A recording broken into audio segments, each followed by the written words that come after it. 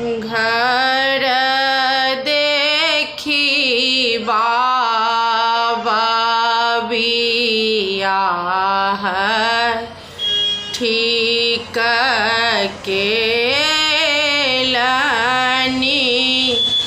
बर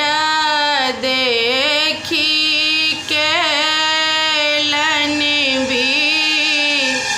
बियाह घर देखी बाबा बियाह ठीक केलनि बर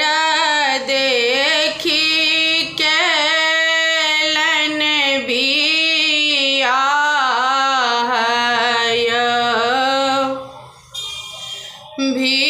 भीतर हाल नहीं जानलनि बाबा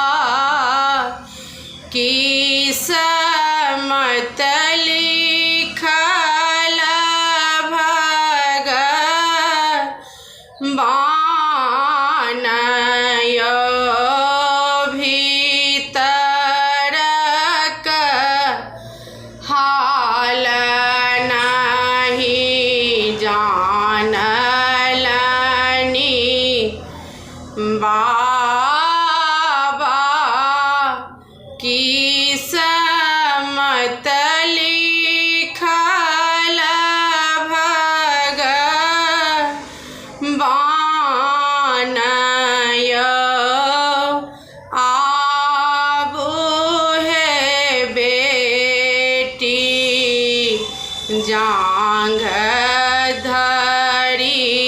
बैसु हमरा कहू बेटी बुझाई आबू है बेटी जांघ धरे बैसु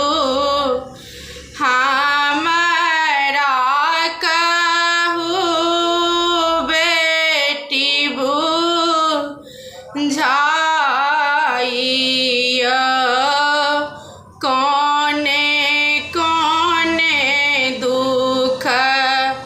आहाँ के होई है बेटी कहू बेटी हमरा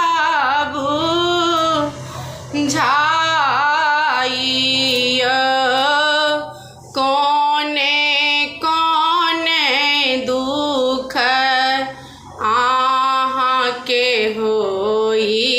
है बेटी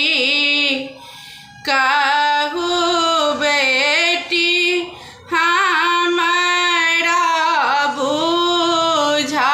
बुझाई है खीरा के बतिया बेटी देखई में सोहावन नहीं जानल तीत की मीठय खीरा के बतिया बेटी देखई में सोहावन नहीं जानल तीत की मीठ है महल देखी बेटी आहाँ के बियाह लाहूं ना नहीं